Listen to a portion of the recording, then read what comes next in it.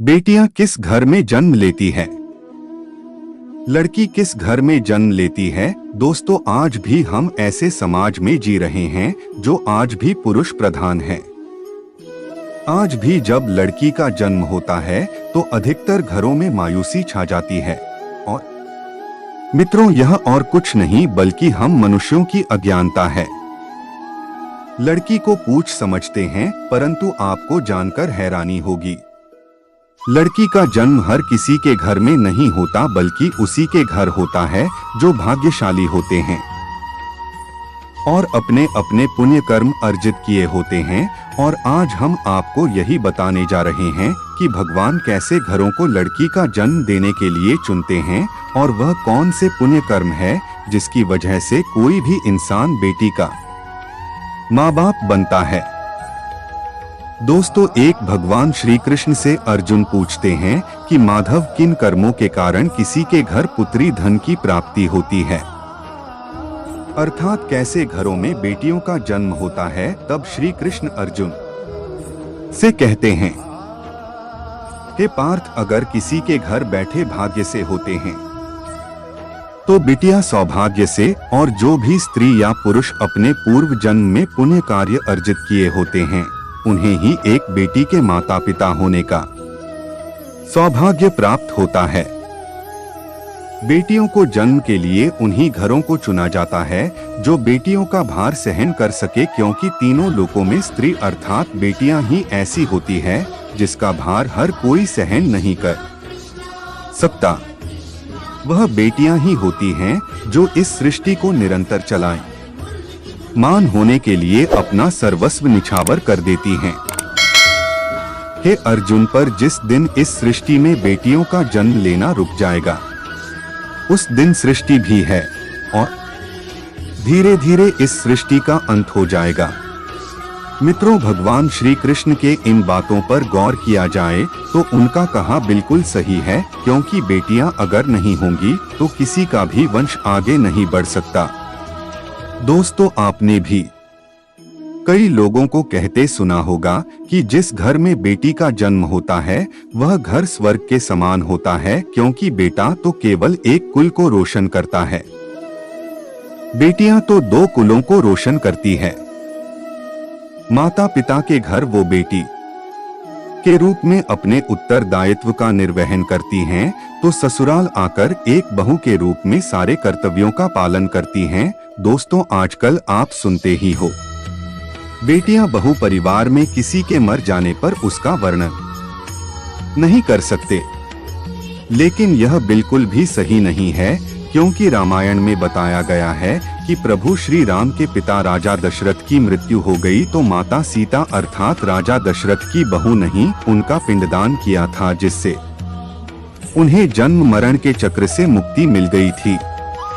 इतना ही नहीं, हिंदू धर्म शास्त्रों में बताया गया है कि बेटियां भी अपने पिता के नाम का पिंडदान कर सकती हैं। वही अगर ससुराल पक्ष में कोई पुरुष नहीं है तो इस स्थिति में बहू भी पिंडदान कर सकती है। इसलिए मित्रों, वह लोग बहुत किस्मत वाले होते हैं जिनकी घर में बेटी जन्म लेती है। वही वह परवल किस्मत के होते हैं जिनके घर एक से ज्यादा बेटियां होती हैं। शायद यही कारण है कि बेटियों को लक्ष्मी कहा गया है।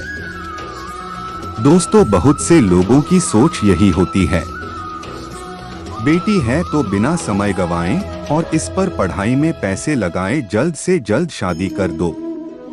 लेकिन यह सोच एक बेटी के भविष्य को डोट बर्बाद कर देती है। जरा सोचिए, एक बच्ची के मन में कितने सपने होते हैं, उसे कुछ करना है लेकिन यह सपने सिर्फ सपने ही रह जाते हैं। इसलिए अपनी बेटियों को सपने पूरे करने देना चाहिए, उन्हें जीवन में हर वह खुशी दे जो उन्हें मिलनी चाहिए। एक बेटे से ज्यादा एक बेटी हमेशा अपने माता पिता के लिए सोचती है। माता पिता को प्यार और अपनापन बेटी ही दिखा सकती है। बेटी के जन्म को एक जश्न की तरह मनाना चाहिए। माता पिता को बेटी को हमेशा एहसास दिलाना चाहिए कितने खास है बेटी है। क्या बेटी माता पिता के लिए बोझ होती क्या? मित्रों, बेटी कभी भी बाप पर बोझ नहीं होती। वह सिर्फ अपनी और अपने परिवार की किस्मत बनाने के लिए जन्म लेती है।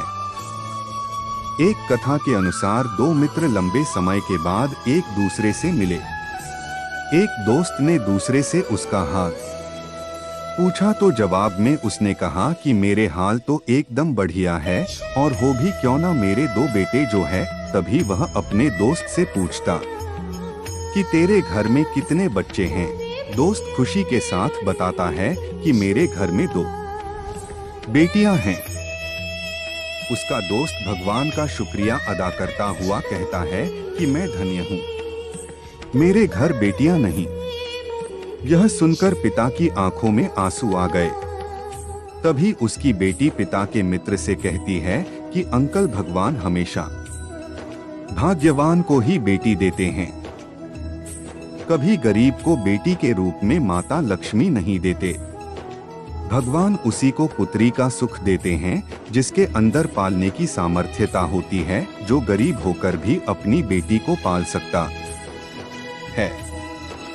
एक बार स्वामी विवेकानंद वैष्णो देवी की सीढ़ियां चढ़ रहे थे। बगल से किसान अपनी बेटी को कंधे में बिठाए चढ़ाई चढ़ रहा था। तभी स्वामी विवेकानंद ने कहा कि बाबा, आपकी बेटी का बोझा आपको लग रहा होगा, इसको मैं उठा लेता हूँ और माता वैष्णो के दरबार तक ले चलता हूँ। सबके सामने स्वामी विवेकानंद से कहा कि बेटी कभी भी बाप के कंधे पर बोझ नहीं होती।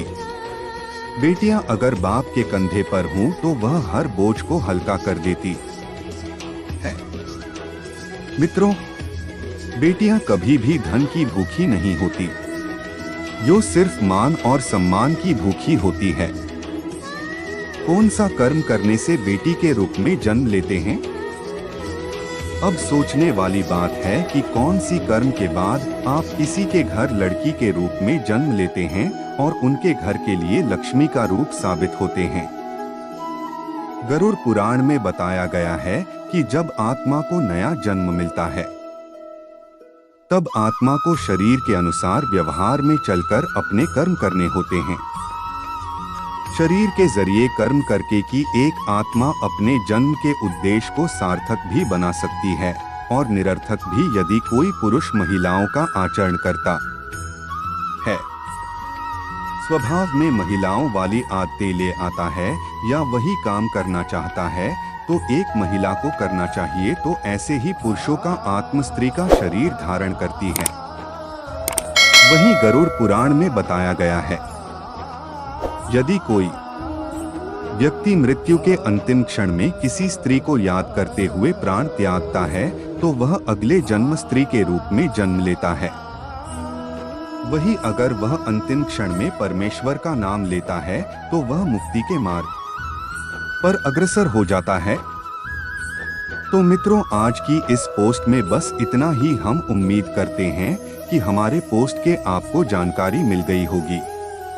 हमें कमेंट करके जरूर बताएं कि आपको पोस्ट कैसी लगी।